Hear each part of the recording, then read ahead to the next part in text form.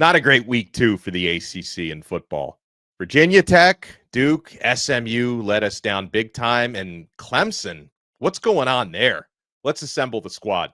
You're talking ball with the ACC squad. From Florida State to North Carolina, from Syracuse to Miami, and from NC State to California, it's the local experts of the Locked On Podcast Network bringing you scoops, breakdowns, and the most comprehensive preview of the upcoming ACC weekend. Hang on, it could get loud, it could get heated, and it will definitely be fun. Squad up, you're part of the ACC squad. Shout out to the everydayers and welcome into the ACC squad here on the Locked On Podcast Network, your team every day. This episode is brought to you by FanDuel. Football season is here. Visit the FanDuel app today and start planning your futures bets right now. On this loaded episode, we have Isaac Shade from Locked On Tar Heels, and we're going to go easy on Isaac because North Carolina did get their first win of the season. We've moved on, at least for now.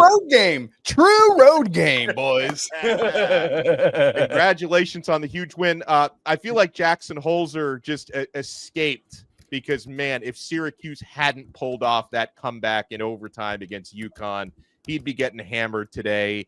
And Kenton Gibbs and Grayson Boone from Locked On Wolfpack, they won a conference game that wasn't a conference game. I'm Alex Dono from Locked On Canes. Miami beat a cupcake, but a good matchup coming up this weekend.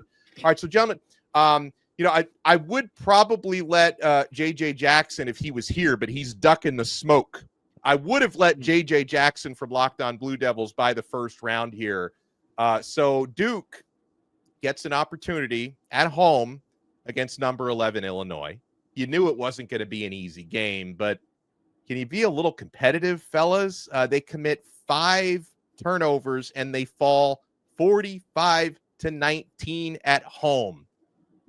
Were they the biggest letdown of the weekend? And the crazy thing is, guys, they may not have been.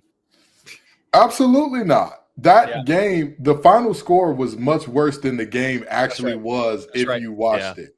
That Duke team was driving the ball virtually at will. It's just every time they saw the red zone, you needed to break out the rubber sheets and the depends because they were going to wet the bed.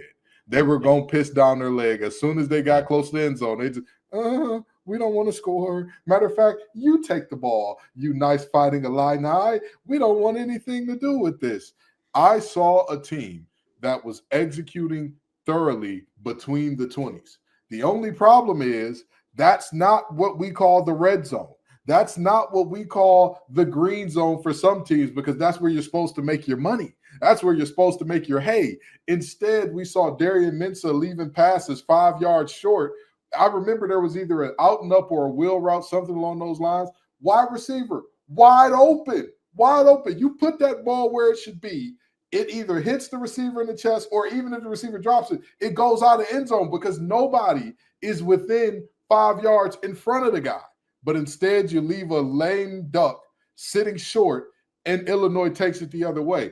I think the Duke was very competitive. It's just those key moments. It's those 4 or 5 plays that you cannot have go against you, or those moments where you say, even if we have a bad play here, it's all right. Just don't do anything catastrophic.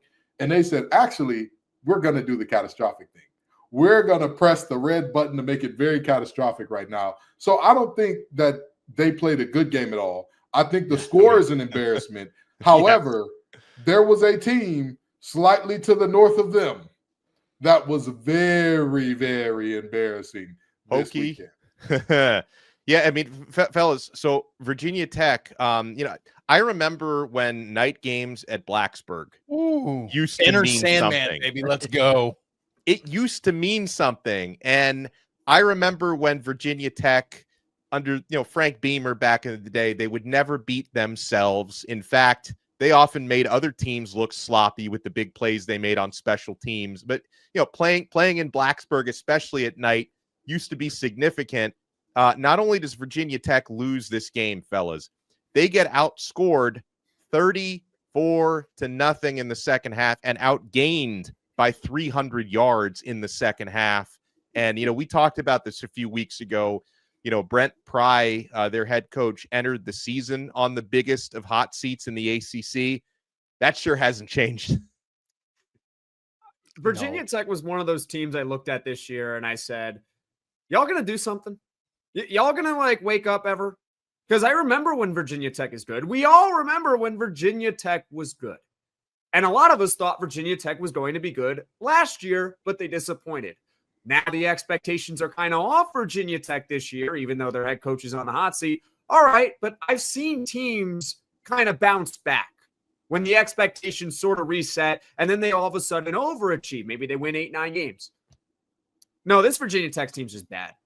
They stink. They're not particularly good at anything. I don't really care about them. They're kind of irrelevant to me. Brent Pry should be fired immediately because I'm saying that stuff about a team that should be one of the best teams in the ACC on a year in and year out basis. They are an embarrassment. This team is just not enjoyable to watch. And I really feel for any Virginia Tech fan out there right now because this season already, you're 2 games in. It's over. Like you're done. There is like nothing for this team to play for except maybe you win the 6 games so you get to make a bowl. And then what? You're going to extend Brent Pry? You're going to have him go for another year? No. Fire anyway. So there's no saving the head coach. They're probably going to give him to the rest of the season. So if you're a Virginia Tech fan, there's just nothing to look forward to from this year. It is an embarrassing team. And I hope that they can bounce back in 2026 with a new head coach. No, you know what they're playing for, Jackson? They're playing individually to put something on tape so they can get a good transfer. Oh, okay, fair enough. You know what? You got me right there. And guess what? The people, who that doesn't help for the NFL, maybe there's something there too. But this team's done. Like they're stick a fork in them. Y'all have said it well. Virginia Tech football used to mean something, and I do think being outscored 34-0 in the second half. To Vanderbilt. That's going to be the straw that broke the camel's back. So, they say exit light and enter Sandman. That's the light in Brett Pry's eyes. I think they are cooked for the rest of the year. And they were at halftime. I don't think it was just Vandy. I don't think it was just the fact that they lost. It was the fact that the fans filed out. Do you know how bad you have to be to make fans in Blacksburg? For those of you who don't know, have any of you ever been to Blacksburg? Have any of you ever been? I've never have, but I want to go so bad. I have. So everybody except Jackson knows this. There's nothing to do there. If you leave a game in Miami, there's a million things to do. If you leave a game in Syracuse, you'll find something after a little bit. If you leave a game in Chapel Hill or Raleigh, you are in the triangle. There's stuff to do. In Blacksburg, those people said, I'd rather just be in the woods. I'd rather just chill amongst the trees like the Lorax. If you talk about, I remember we flew into the nearest airport, and then it was like a 3-hour drive, and I'm like, we're going to the middle of nowhere. Oh, there's Lane Stadium. All right, I guess I'm here. If you talk about a hot seat, okay, I really want to put this in perspective. His seat coming in was like, no shade to Isaac. It was a Missouri 10. That's how hot it was. It was a Missouri 10. It is pretty nice. Pretty nice. You're sitting there saying, there's a good things going on here. I can work with this. Now it's a Miami 10. It's not getting hotter than this. That man, I'm surprised that he didn't get papers on the way out the stadium say, hey, it's been real. It's been fun, but it ain't been real fun. Brent, go ahead and pry all your stuff out the office and leave. Thank you so very much. Because that embarrassment and making people file out of Lane Stadium, I have never seen Lane Stadium that empty, ever in my life. And I'm 30 and bald, ladies and gentlemen. I've lived a little bit of life here, and I've never seen Lane Stadium that empty. But to Grayson's point about straw that broke the camel's back, he might have gotten some papers, but we just don't know about it. Like, I think back in my own experience, when Mac Brown was fired last year, one of the big stories that was written was after that James Madison debacle, cue laughter from everyone here. He tried to fire himself. Right. He tried to fire himself, but then behind the scenes and underneath the surface, that was it. And it was done and it was over. But we never learned about that until after the fact and everything was said and done. So, like, while we might not be hearing about what's going on in Blacksburg, I guarantee you, fellas, there's conversations happening at the highest levels. They fired up the big board already, I guarantee you. Yep. But hang on. We can't get out of this segment without going to Dallas, Texas, boys. 48-45 overtime loss for SMU against Baylor, which Kenton knows it drives us crazy when our guy Drake Toll from Locked On Big 12 gets one of those head-to-head Big 12 ACC victory, so we can't let this happen again. But yeah, one for crying out loud. Yeah. You want to know the worst part about that game to me? It starts to feel like this year is a little bit serendipitous for SMU. It felt like last year, every ball that could roll their way did. Every break that could have went their way went. And it was like, man, this is something magical. We're seeing something special. And this year so far, it's been the exact opposite. I mean, even against inferior opponents, it's just like, and to have your quarterback tackled by a referee, ladies and gentlemen, that is a legitimate thing that happened in that football game. I'm so distraught for SMU because this just seems, and I hope that they reverse course. I hope that the rest of the season goes well for them. They're 1-1 right now, but there's a lot of good ball ahead of you. You got a TCU squad that put the beats on UNC, and I mean beats by Dre. I mean the beats that taste like dirt. I mean every type of beat you can imagine. They put it on UNC. You've got that team coming around, and you've got a very healthy ACC schedule. They can turn it around, but, man, this year it's just been tough for them to start off. They need some of that good luck, that luck of, I don't know what you would call it, but they need some of that luck of the horseshoe or something in Dallas. The luck of the Methodist? There we go. Luck of the Methodist. They need it back. They need to, again, free Sherwood Blunt and the boys, and you might get some restorative justice going on there. I could be totally wrong, but didn't SMU lose early last year to BYU? Yeah, that was early in the season game, right? And they did not lose from then on. I think this is one of those games that if you're SMU and you finish the season 8-4, 9-3, and you're just outside of the college football playoff, you look back on and you say, how did we let that one slip away? But it's also a game that you can look at and say, yes, we let it slip away, but we don't need to go on a Virginia Tech rant here and say that everything needs to change within the program and y'all stink. Their season's still very much alive. They're still a good team. They had a terrible fourth quarter. They lost in overtime. Well, they lost early last year against BYU, and then they did not lose until the college football playoffs. So I'm Clemson ACC championship game until the postseason. Until the postseason, fair, yes, absolutely. But that BYU team was phenomenal last year. I don't think this Baylor team is quite on pace to be what that BYU team was last year. But I do agree nobody is talking about blowing it up and pressing the button on Lashley. You're a fool if you're talking about doing that. It's just this year, it seems like, again, even against, did they start the season off against East Texas A&M or something like that? They did. And then I should have known something was funny. They didn't look very good in that one. And then Florida State couldn't stop scoring against those guys. So you kind of see I mean, but I know transitive property doesn't always work. For whatever reason, struggle against those type of teams sometimes. And it's just because if you play poorly against that type of team, well, you only win by 29 points. Yeah. It doesn't mean that you're going to stink against better teams. Right. And they should have beaten Baylor. It's just they blew it.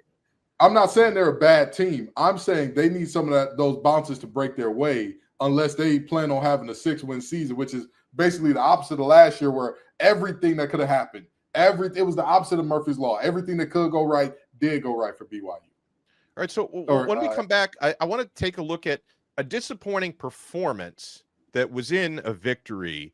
And I know Kenton and I both saw this. I'm assuming all of us did. Whatever that was between Clemson and Troy. And does that mean anything moving forward? And Clemson has Georgia Tech on the road this week. So you want to keep it locked right here, my friends. We're not done yet on this brand new episode of The Squad.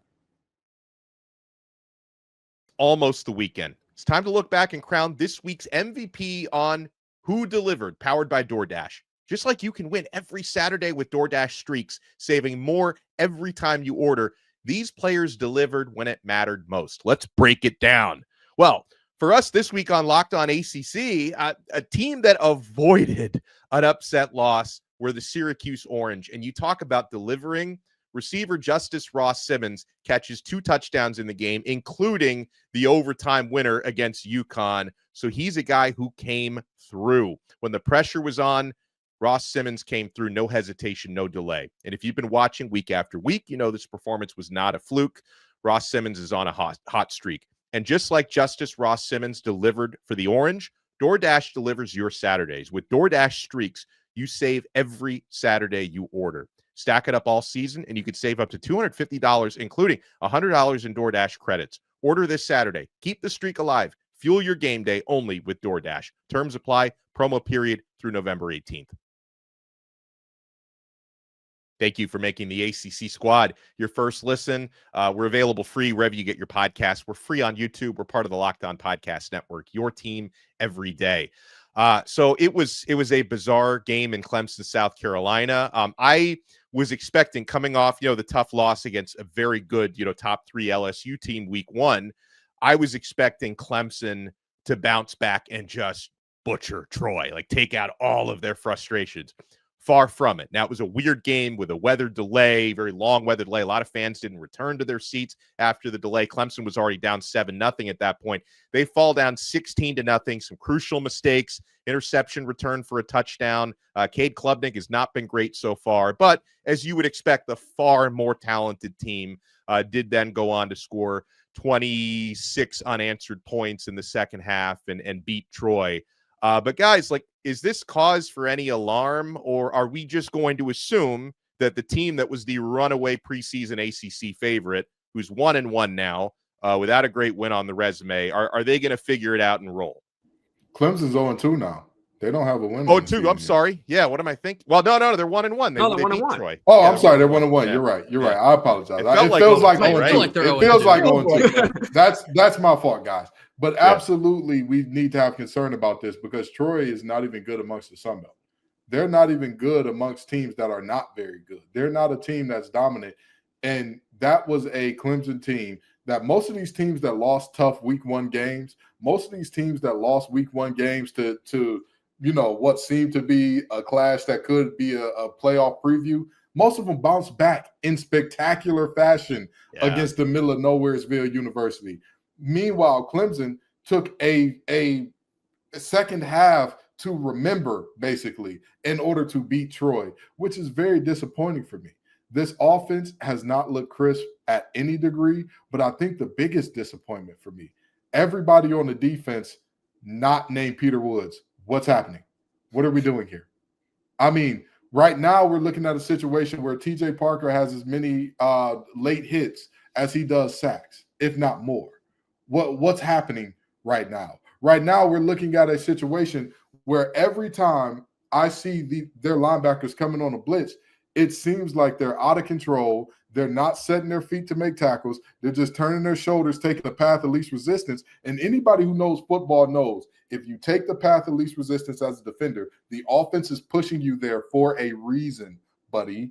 There's a reason that they're pushing you the way that you're going. So I look at this team and I say, if you can't stop the run from the mighty Troy Trojans, if that team can run the ball on you, you've got some serious problems for the rest of the season. Two things are true. They have time, but they also got to figure it out much sooner than later. They do have Georgia Tech this weekend. Georgia Tech's going to be probably the second best defense they face behind LSU, of course. Georgia Tech's a really good team, and that game is on the road. But with all due respect to Syracuse, Carolina, and Boston College, Clemson does have time until their real ACC season starts basically like mid-October. They have time to figure it out. However, the offense does not look good at all. Cade Klubnik has not looked good at all. We have yet to see this Clemson offense that was supposed to be potentially the strength of this team. We have yet to see them pop. And so I have some major concerns because Clemson looked human. And we didn't know if that would happen yet this year, not even against LSU before the season started. So Clemson, I don't know what is going on down there in Clemson, South Carolina, but they got to figure it out pretty quick. I'm pretty much with you all, except I'm not concerned yet with Clemson. It's one of those things where I look at them and I say in week 1, hard fought at home, you lose to LSU by 1 touchdown. Okay, forgivable, totally forgivable. Week 2, you look like trash for a half against Troy. You turn it on late. You find a way to win the game.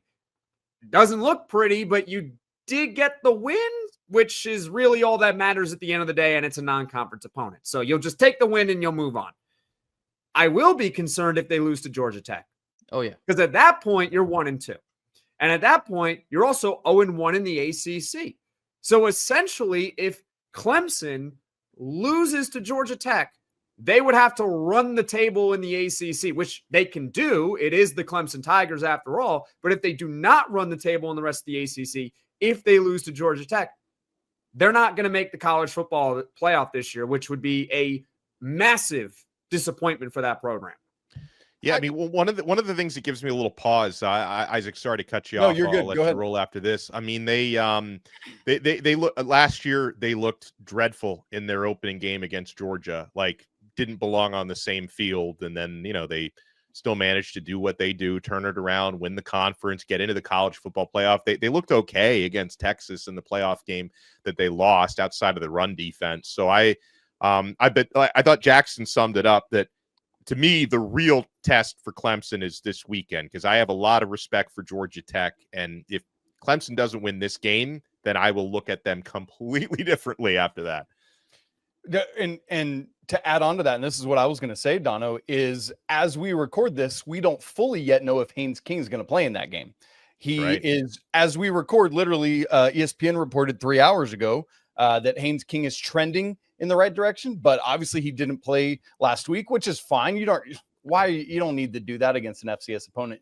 But we will see what happens, and that's obviously a massive blow for Georgia Tech if he's not out there. Yeah, we'll discuss coming up next if it's going to be Haynes King or Aaron Philo and the difference that makes. But before that, guys, I want to take a look at the updated AP Top 25. I'm even starting to wonder, though, if these AP voters even care. We know at least one of them doesn't seem to. But you have Miami is where they were last week. In week 2, they beat Bethune-Cookman 45-3. Don't take too much out of that. But coming off the win against Notre Dame week 1, Hurricanes stay in the top 5. Florida State rightfully moves into the top 10 at number 10. Clemson is now number 12. SMU dropped out of the rankings, and Louisville is still like right there. They didn't look that impressive on Thursday night against James Madison, but they are 2-0. They're in the others receiving votes. So does this look okay to you guys? Or do we even, now that we had that AP voter that was exposed on Tuesday, who despite what happened between Florida and USF, they somehow managed to move Florida up 2 spots and keep USF unranked on their ballot despite that result. And the explanation was like, well, not going to explain my process to you guys, and it doesn't really matter who I vote for because there's enough other votes to cancel me out. I'm getting a little concerned about this process and who gets votes now. But with that said, what do you guys think of this top 25? I look at this top 25. I don't think there is anything too egregious in there, although there are multiple cases outside of the ACC that things that make you go, For example, Notre Dame has not won a single game this year. They lost one, have not played again. How are they still inside the top 10? Well, how'd they move up? How'd they move up? Sometimes being idle is your best friend. Yeah. Okay, I get you there. But then you look at some of these other teams that are on here. I mean, I don't understand what world we are looking at when you're saying, oh, so what that Alabama lost to an unranked team and got throttled in game 1. We're okay with keeping them inside the top 25. Meanwhile, other teams who met that same criteria, not even close to still being ranked. That's kind of interesting to me. But I will say, if you're talking about teams that look good, who didn't look good, whatever the case may be, I understand leaving Louisville out. But at the end of the day, they came through who we expected them to be in the end. They won that game by double digits. Isaac Brown showed us what 4.3 speed looks like when called upon to do so. So I'm surprised that they're not ranked, but I kind of get that one. All in all, I think that this top 25 is not too crazy in my opinion. Well, yeah, the voter was right. They did all cancel out in the end of the day. Yeah, maybe she's on to something. I guess if I may, I mean, where is Syracuse here? I mean, they lost to Tennessee. Shouldn't they be ranked 13 by her logic? Right? Yeah. They should be ranked ahead of Tennessee by a couple of spots, right? Isn't that how it works if you lose? But no, I think the AP poll, it honestly looks fine. It's very early. And the Kenton's thing about Notre Dame and not playing, I would still have them as a top 10 team. I don't need Notre Dame to go out and beat a school in the middle of nowhere for me to say, oh, that's a top 10 team after what I saw them do in a loss against Miami, who everyone thinks is good, at number 5. So Notre Dame, I think, is fine at 8. I think Bama Everybody at 19 is Miami fine. was good. Everybody didn't think Miami was good coming into the season. Dono They can were vouch for like this. borderline top 10 in the AP poll. Well, no, People I mean, thought they were but good. the thing is, everyone thinks they're good now after the Notre Dame game. Exactly. Everybody. But Kenton's It's the same right. thing with Florida State and that, Alabama. People thought Alabama was good, then Florida State beat them, so they rose them to 14. Then they roll an FCS opponent. Now they're 10th. Yeah. But Bama, they still think is good, so they're going to keep it 19. It's so early in the season, though, that we still don't really know who's good and who's not. And that's why I said this is not like the end of the world, because you're right. It is early in the season. Y'all know my opinion. Until week 4, to me, we shouldn't be doing rankings. But what would guys like us talk about otherwise? Exactly. But if we're going to do it, then do it and lean in and say every week matters. What you do matters. We can't just come in and say, oh, you have Jeremiah Love. You ain't ran the ball well against no damn body. Oh, well, Miami's defensive line is what? What were they last year, right? But we say, oh, they're a different team this year. They look great this year. They look great against Bethune-Cookman and Notre Dame. And so we're depending on the fact that Notre Dame is good to say, like, hey, you're good because you're good. I don't like that logic. I never like that logic. Well, but it's all we have right now. We only have 2 games to go on, and we only have a preseason poll. So there's nothing we can really do here except move teams back for losing. Dono, how concerned are you that Miami will drop if they beat USF? Yeah, they might, right? They'll drop like to 15, and it's a quality loss for USF, so they'll move into the top 10. I think that's how that would go. And speaking of Miami, USF, we also mentioned Clemson at Georgia Tech. There's some good games involving ACC teams this weekend, so we will get to all of that. You want to keep it locked right here. I'm Alex Dono from Locked On Canes. We got Jackson Holzer, Locked On Syracuse, Kenton Gibbs, and Grayson Boone from Locked On Wolfpack, and Isaac Shade from Locked On Tar Heels. We're not done yet on this brand new episode of The Squad.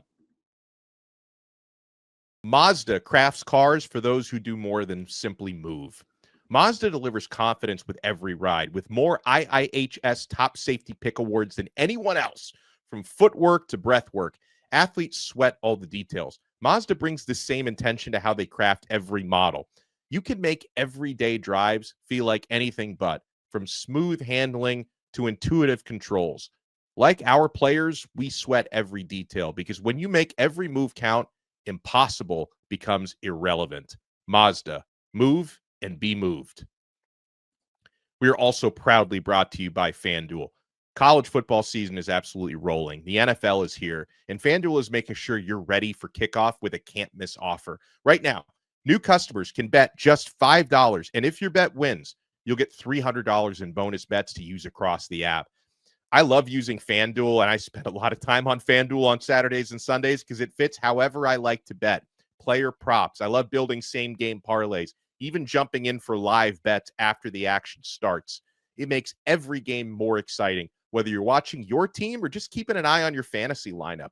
So are you ready to play? Download the FanDuel app now by visiting FanDuel.com to get started. That's FanDuel.com to place your first $5 bet. Back on the Locked On ACC squad. So something I've noticed during the week is the line moving a lot for Clemson at Georgia Tech.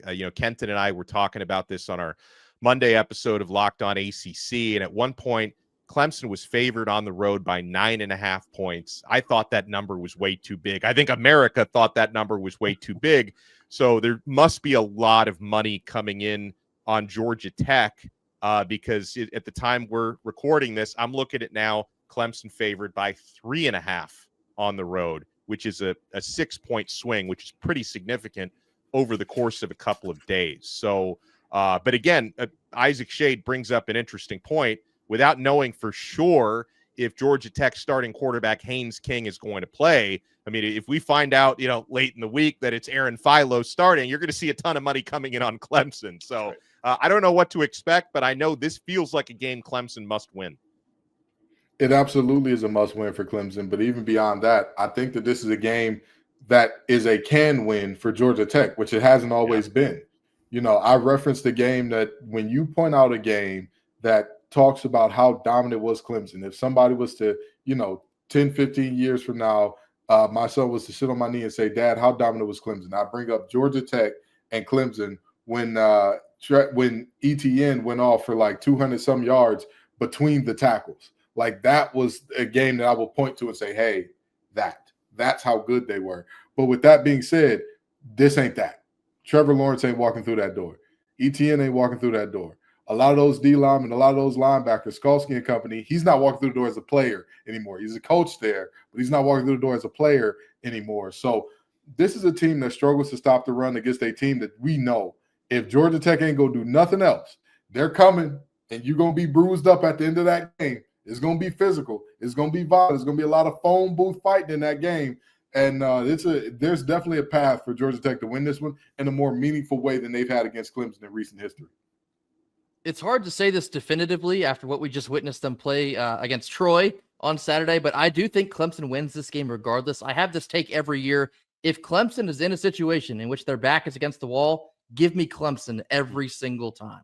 Dabo's going to have them ready. They know what's at stake now. They cannot afford a loss like this one because their season could be over if you lose this early in the ACC schedule. So I'm going to take Clemson in this, but I think Isaac and Dono both already said it well. What does Haynes King look like in this game? Because that will be the deciding factor, I believe. Although, you know what? I saw Haynes King with no arms beat Miami last year. He did. Just with his legs. So if you can get Haynes King at like 30%, that might be enough.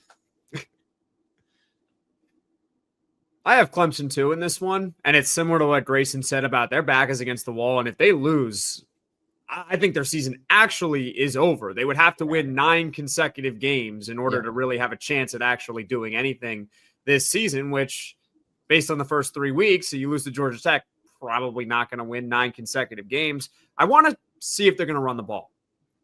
Yeah. That's what I want to see if Clemson's going to do, because Cade Klubnik has been a little bit off to start this season. You got a running back that's emerging there. Run the ball against this Georgia Tech team. They're giving up 130 rushing yards a game so far through 2 games. Colorado was able to run the ball okay against them. Clemson, run the ball. So, Kenton, you've been in locker rooms like this. What's Dabo's message ahead of a game like this? I mean, Dabo's message is show these boys who you are. At this point in time, the nation is doubting you again. The nation is saying you can't do it again. Did we not go through this exact same thing last year where everybody and their mama said, oh, Clemson's over, they're done, stick a fork in them after we were decimated by Georgia? Now, what team are we going to be? Are we going to be a team that gets up off the mat and fights tooth and nail to be better? Or are we going to be a team that lays down and says, you know what, we got fat and happy. This just ain't our year, I guess. And for a lot of these guys, this is going to be the last time that you are the big man on campus. Cade Klubnik, if you don't play well, no team's going to draft you first round. You're not going to be a guy that teams are pouring draft capital into. TJ Parker, you were supposed to be DN number 1. Where is it? What's going on? So I would say the message to them would be, who do you want to be and how do you want your season to go? Because I think that the first quarter of this game will tell us a lot about that. I really and truly do. You can come back against the Troy because Troy doesn't have the big fellas to run the ball and melt that clock when you finally decide to lock in. You know who does have them? Those Yellow Jackets down in Georgia. Well, it's a good thing they're not playing Vandy because we know they can put up a second half anywhere, man. Oh, my God. Well, guys, right now in college football, the biggest Cinderella are the Bulls of South Florida, who find themselves ranked number 18, top 25 upsets in both of their first 2 games. They dominated Boise State in their opener. They go down to the Swamp in Gainesville. They upset the Florida Gators 18-16. Now they travel to Miami this weekend to take on the 5th-ranked Miami Hurricanes. And you know, the way that I look at this matchup, and I'm actually from a Miami point of view, not that they necessarily would have overlooked anybody regardless, but it's probably a good thing that USF just beat Florida because everybody in that Miami locker room has every reason to pay attention to what the Bulls are doing. You know, they've got a dual threat quarterback in Byron Brown who's enjoying really good success. He's leading his team in rushing so far this year. He looks like a better passer than he was a year ago. Miami is going to have guys clear advantages at the line of scrimmage and with some of their playmakers like freshman receiver Malachi Toney, who's just been electric so far this year. So the way that I look at this game from a Miami point of view, is it a game that Miami or apparently anybody, because it just happened to Florida, could lose? Sure. USF is very well coached under Alex Golish, talented. That team plays really hard. Miami needs to avoid beating themselves. They've got the bodies, they've got the talent. Carson Beck is off to a great start. So this could be the week when the Cinderella run comes to an end for South Florida. But I will say, guys, I've been looking at this spread. Miami minus 17.5. Big. Steep. I'm staying away from that one. Dono, you did your best right there to not give USF any bulletin board material. It was pretty funny. Bravo. Well done on that. Well done. Man, paying a lot of respect to USF. I talk my trash after wins, not before. Hey, smart man. I learned my lesson after the Stanford game for Syracuse a year ago. Now I always show my opponent respect, even if I think Syracuse is going to crush them, which I don't know. Under Fran Brown, they really haven't crushed anyone. But, I mean, come on, Miami. Can you stop this Linsanity run over already?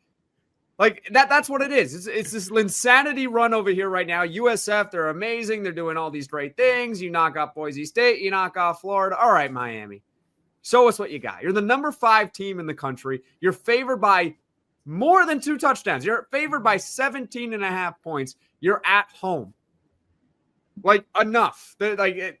I'm putting the pressure on Miami to go out and spank this USF team. Not like if they win, great, sure, but go out and I'll take any win.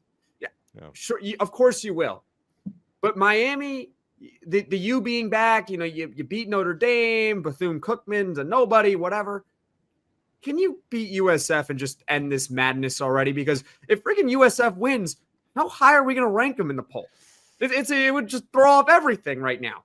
You're going to let USF be the best team in the state of Florida? USF? Really? Tommy Castellanos would like a word. Let me tell you something. Byron Brown is a Raleigh kid. He's a guy, played his high school football in Raleigh. He was Noah Rogers, who's a star wide receiver for NC State's quarterback in high school. Hell of a ball player. However, that chain fake. What do I mean by that? You beat Ashton Gentilus Boise State. Yeah. We all knew that team was not, Kellen Moore ain't walking through that door, okay? We all knew that about that Boise State team. You beat a Florida team who, this is a fact. This has been confirmed by multiple sources around the Florida program. You beat a Florida program that was raising money to buy their coach out. Buddy, you're going on Fake Watch Buster this week. They are pulling out the diamond tester, and we are going to find out that the Byron Brown Heisman hype train is a fraud. I'm sorry. You guys are putting too much pressure on me here. Listen, and I hope we're putting the pressure on him because they should kill him. And this is the thing. I hope to be right for the sake of the conference. I hope to be right for the sake of the conference, and I feel like I am. But if Byron Brown proves me wrong in this one, boy, I tell you, we got to have some real tough conversations. If Miami loses to USF this weekend, who in the ACC can we rely on this year to be any good? Okay, are we going to sit here and put all our heads in bat? And Florida State? I mean, I think Florida State's going to be pretty good, but I mean, that's the only team. Yeah, maybe Louisville. You know what? Hey, listen.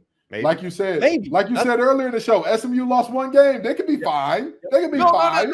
Miami could be fine after losing this game. Where are the elite teams in the ACC right now? If Miami loses to USF, who is elite in the ACC? Florida State, maybe, and then who else? Look, I mean, let's not act like Clemson's chopped liver. I mean, elite? Hey, they lose on Saturday, they will be chopped liver. Yeah. Notre Dame lost to Northern Illinois in week 2 last year. I would just like to remind us of that. Bingo. There we go. That happened. There we go. Pressure's on the Canes.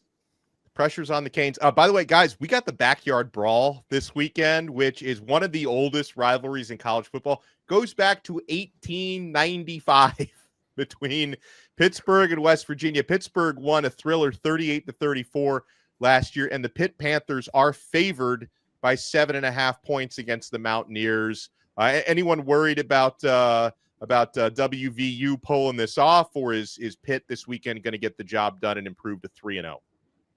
West Virginia lost their star running back. Yeah. E. Holstein and the Sharks go hunting. They're going to win this one. I got Pitt, even though I do love what West Virginia is seeing Sweet Carolina and what they substitute in there. We can't say it on TV. I love what they do. I'm sorry, Pitt fans. I love when they do that. But Pitt wins this game perfectly. Now, the other thing this week, and I'm going to let my guy Isaac wax poetic if anything stood out to you.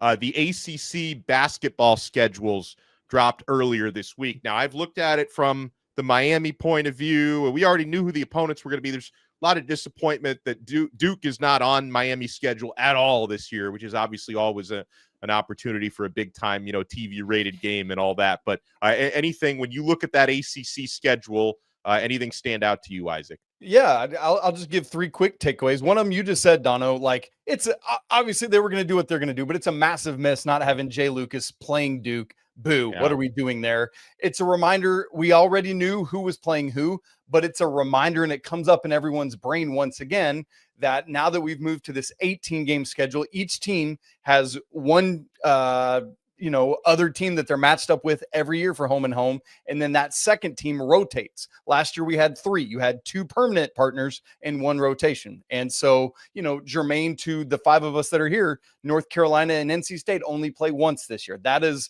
a massive miss for college basketball. It's a sign of the times. The third thing I'll mention is that every season since the advent of the ACC network, we've had at least one early December game of the ACC schedule. Now that we're reducing back to 18, we won't have that this year. So I know there's some teams, like, for example, Duke is playing a February non-con game. So we're starting to see a little more of that, like how things used to be. But outside of that, we're not having ACC games this year in early December. So when things start, they're on, I think it's the December 30th and 31st is kind of when that first round of games is going to be. That'll be it. We won't have anything prior to that. All right, well, that'll do it for this episode of The Squad. We got a lot to add to that. Great stuff as always. It's interesting who's ducking the smoke from who, but we ain't gonna go there right now. Yeah, we ain't gonna talk about that. Some folks ain't trying to learn no reckoning this year, but it's cool. It's cool. That's right. I don't really want to get into it right now. I apologize, Dono. I didn't mean to interrupt your closing there. You're good, my friend. Make sure you check out Kenton Gibbs and Grayson Boone on Locked On Wolfpack. Kenton and I also host Locked On ACC. I'm Alex Dono from Locked On Canes. Jackson Holzer from Locked On Syracuse, Isaac Shade from Locked On Tar Heels, and Locked On College Basketball. And we will talk to you all again next time on another episode of the ACC Squad right here on the awesome Locked On Podcast Network. Your team every day.